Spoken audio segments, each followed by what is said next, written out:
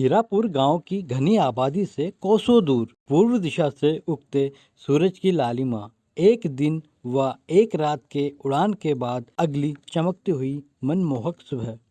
नील नदी के पास से एक विशाल पशु पक्षियों से भरा घना जंगल शुरू होता है। जंगल का मध्य भाग चारों तरफ से सुनहरी पहाड़ियों से घिरा हुआ था।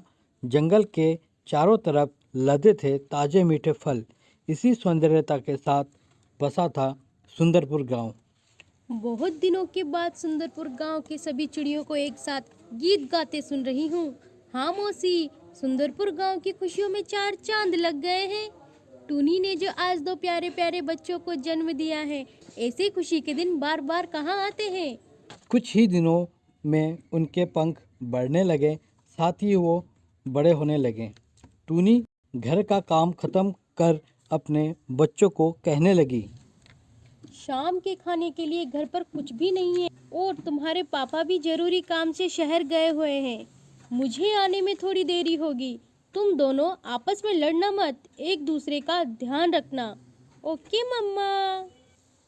तो मौसी सुनती हो? आई, मैं दाना पानी लेने जा रही हूँ, शाम तक लौटूंगी। बच्चों का थोड़ा ध्यान रखना, तू फिक्र मत कर। के बाद अपने बच्चों को छोड़कर जंगल के दक्षिण दिशा की ओर उड़ चली। जंगल के इस प्रांत की ओर टूनी कभी नहीं आई, परंतु उसने सुना था यह प्रांत बहुत सुंदर है और यहाँ बहुत सारी आसानी से दाना पानी मिल जाता है। अरे वाह, तभी तो सभी कहते हैं कितने हरे भरे फलों से लदे हुए पेड़, चारों तरफ हरियाली ही हरियाली है। अरे ये क्या? अचानक टूनी की नज़र उस सूखे हुए पेड़ पर जा पड़ी। चारों तरफ फल फूल से हरे भरे पेड़ों के बीच एक पत्तीहीन जर्जर सूखा पेड़ क्यों?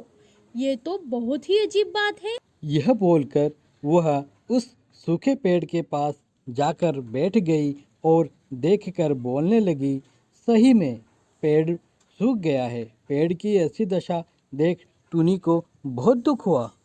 मुझे बहुत दुख हो रहा है। जंगल चारों तरफ से परिपूर्ण है, फिर किस कारण इस पेड़ की दशा ऐसी है? क्या इसे अच्छे से पानी नहीं मिला?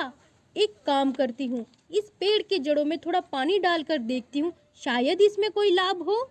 यह बोलकर वह पास के नदी से चोंच में पानी लेकर उस सूखे पेड़ के जड़ों में डाल दिया। उसी से घटित हुआ एक अद्भुत घटना।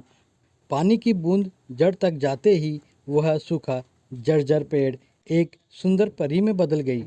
यह घटना देखकर टूनी बहुत डर गई।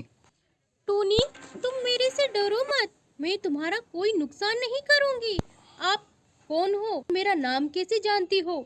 मैं एक जादुई परी हूँ और मैं चांदनी गांव की रहने वाली हूँ। मैं तुम्हारा नहीं, सबका नाम जानती हूँ। परंतु आपकी ऐसी दशा कैसे हुई? बरसों पहले एक तांत्रिक ने मुझे अपने जादू से एक सूखा पेड़ बना दिया था और कहा जब कोई इस सूखे पेड़ में पानी डालेगा तब तो अपने पहले के रूप को पा सकेगी।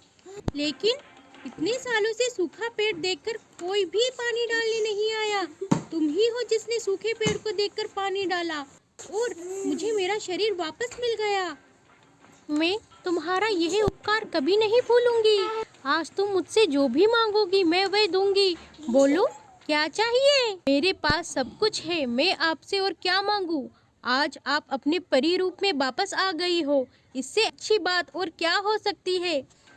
मैं वचन देती हूँ, तुम जब भी किसी परेशानी में रहोगी तो मुझे याद करना, मैं प्रकट हो जाऊंगी। इसके बाद दोनों खुशी खुशी अपने घर की ओर चले गए।